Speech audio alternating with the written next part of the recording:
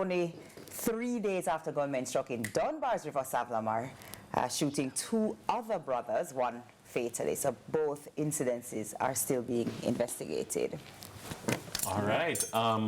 That is one that when I saw it yesterday morning, I was like, wow. You know, it is another one of those difficult situations because you see violence visited upon a family, and our family is looking at struggling to save one brother and 2 are gone. You know, they're now preparing a funeral. And I don't care. I mean, we often say, well, could have been mixed up in her. You know, we've become so sensitized to the violence that somebody say, you hear what happened to so-and-so brother? 2 of them dead. And the first thing is, I wonder what them do. Because that presupposes that they could have done something or they could have been involved in something that would merit this. I feel like it's also a defense mechanism because it happens so often. It's like, I'm sure they were mixed up in something. That wouldn't happen to me, or that wouldn't happen to our family, man. This must mix up because to think of it as random and it could happen to any one of us is so scary. And but so the truth is that the truth is that in about 87% of murders in Jamaica, the overwhelming majority are not random. That's the sad thing. That when you look, you have in the 70s of percentage. Sometimes, some years, it's in the 80s of percentage of murders are gang related, and then you have in the high teens are interpersonal, right? And so it's a very small margin that's random. You know, so the average person, it doesn't visit upon them. But the truth is that if you are in proximity to people who are in proximity to violence, the violence then becomes visited upon you. So you're there sitting in your yard watching Netflix and don't know how gunshots start rain and you get catch, and then now you're in hospital. Exactly, because gunshot don't have eye and it don't have sense. We always hear that. And so the gunshot don't care who you are. If it over penetrates the intended target and hits you behind, killing you, you know, it is what it is, and it is very sad. It's unfortunate, though. It is. Next up, though. Oh, next up. If we can motivate ourselves. Right? Next up, let's move forward. The National Works Agency to launch $6 million cleanup initiative for Sandy Gully. So the government is set to spend $6 million to clean up what's now considered a popular problem area, the Sandy Gully. This comes as experts predict an 85% chance of an above normal Atlantic hurricane season. Chief Executive Officer at the NWA, E.G. Hunter, shared the news Wednesday at a post-cabinet press briefing. Hunter confirmed that efforts will commence this week. Nationwide drain cleaning is already underway and will be repeated in August and December. Well, you know what I like about this immediately is I love when things are preempted. I love that we're doing things as in my opinion, they ought to be done, and I don't like when we're reactive. So we know hurricane season is upon us. We now wait until we see the storm here. It's 4 days away. Come, hurry up and do what we need to do. But again, I would like to highlight that we don't have to have these massive cleanup operations if we have better disposing practices. So we have to just stop using our gullyways as disposing sites, because that's not what they are. They're actually waterways to allow water to make its way in the designated channels, so that we reduce flooding and we reduce the issues of not just our home flooding, but erosion and landslides and whatever, because if the water moves, it doesn't have the ability to make all the damage. Yeah, definitely. It is a serious matter. What I would even say is we have to look at it from a cultural perspective.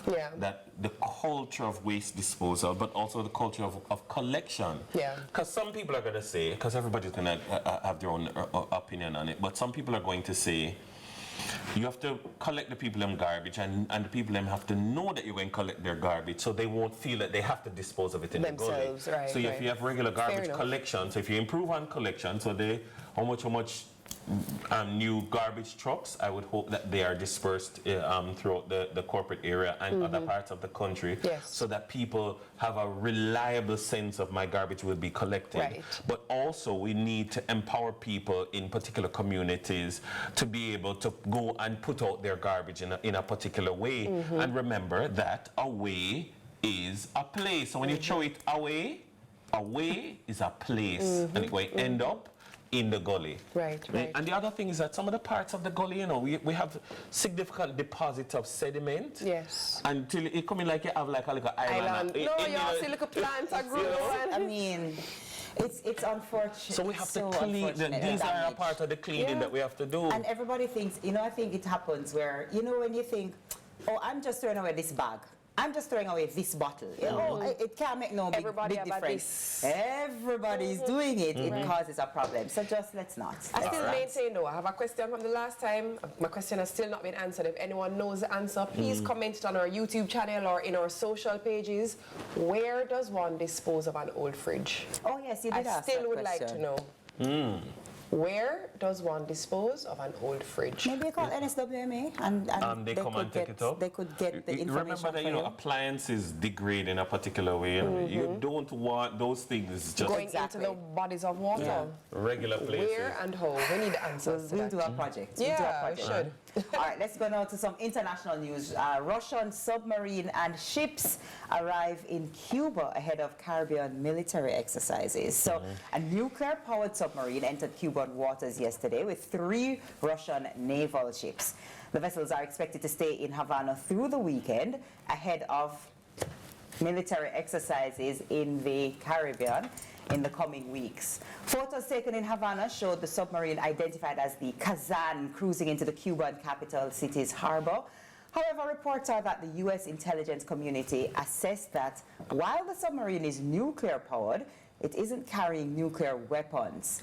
White House National Security spokesman John Kirby has also responded to the report, saying that the Russians' time in the Caribbean wasn't expected to pose a threat to the U.S., saying, quote, clearly this is them signaling their displeasure about what we're doing for Ukraine, end quote.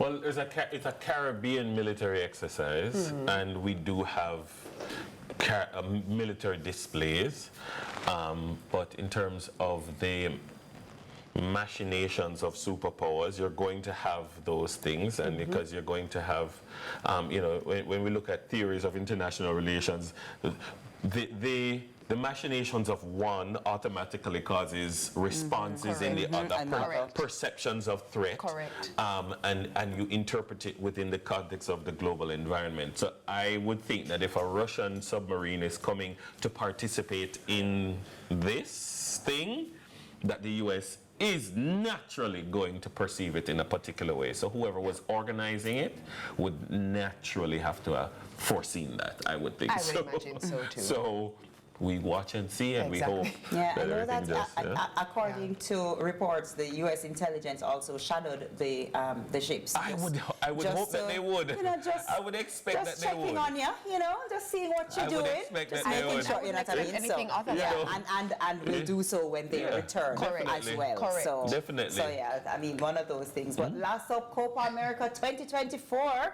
Earlier, they mentioned our Copa America launch that had happened yesterday at Usain Bolt's Tracks and Records, and I just know that football fans everywhere are super excited. So CVM TV will be bringing live Copa America action straight to you, so you can catch all the goals and drama on CVM TV from June 20 to July 14. Tune in from the comfort of your homes and watch as the Reggae Boys take on Mexico in their opening game at Copa America 2024 on June 22. All right.